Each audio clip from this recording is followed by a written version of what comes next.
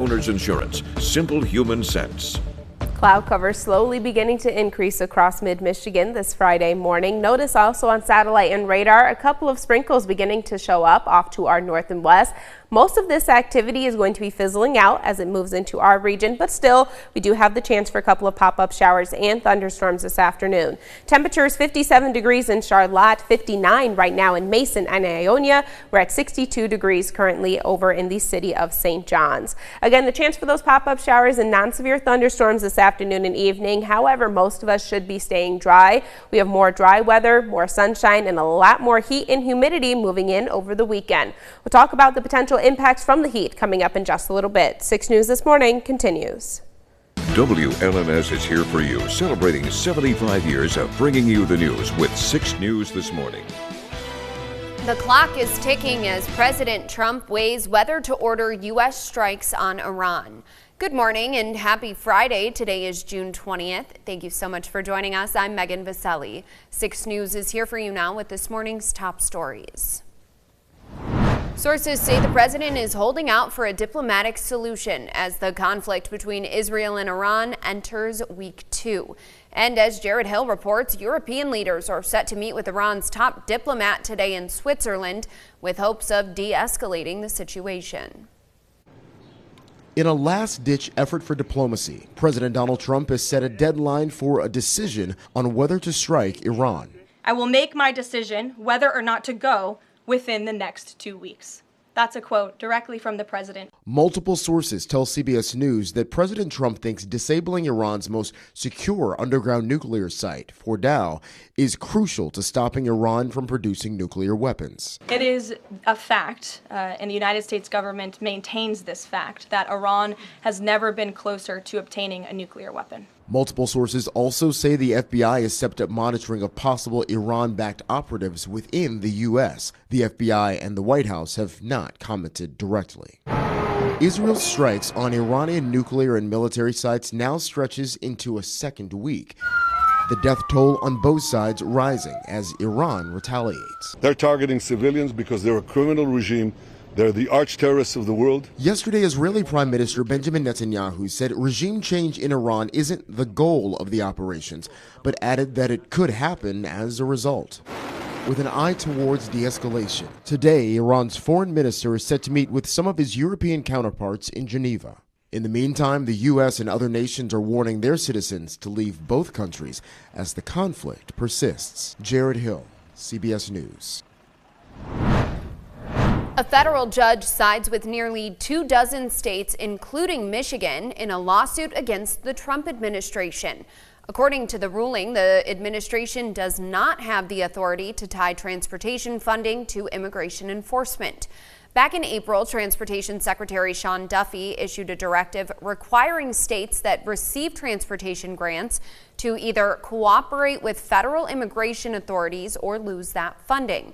It was part of the Trump administration's wider effort to target sanctuary jurisdictions.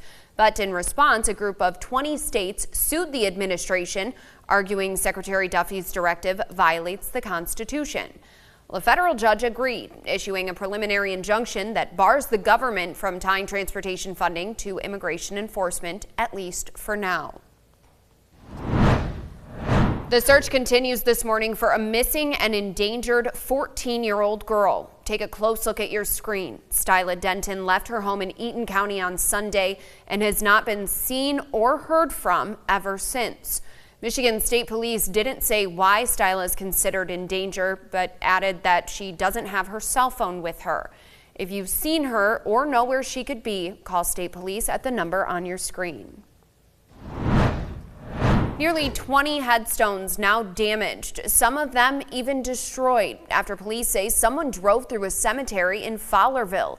It happened over the weekend and continues to generate a big response from the community. The Fowlerville Police Department says a reckless driver was going way too fast when they left the road and ended up in the cemetery. Now, this caused thousands of dollars in damage. Some of the headstones were historic and irreplaceable, including several dating back to World War I. Investigators have since identified the driver and say they're taking appropriate action towards seeking justice. The The Jackson Public Schools Board of Education removes its vice president, citing an edit he made to the new superintendent's contract. Our media partners at MLive report the board voted 6-1 to oust Derek Dobies from his position and make him ineligible for any board office for the remainder of his elected term. Board members say Dobies tried to insert the union he's involved with into the contract of newly appointed Superintendent Jeremy Patterson, adding it would create a conflict of interest.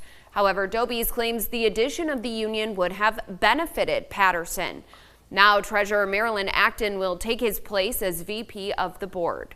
Meanwhile, Okemos Public Schools will discontinue its Begindergarten program for the 2025 school year due to financial challenges. The board made the change Monday when approving its budget for the next fiscal year. The Begindergarten program is designed to prepare young 5-year-olds for kindergarten and was free to eligible families in the district.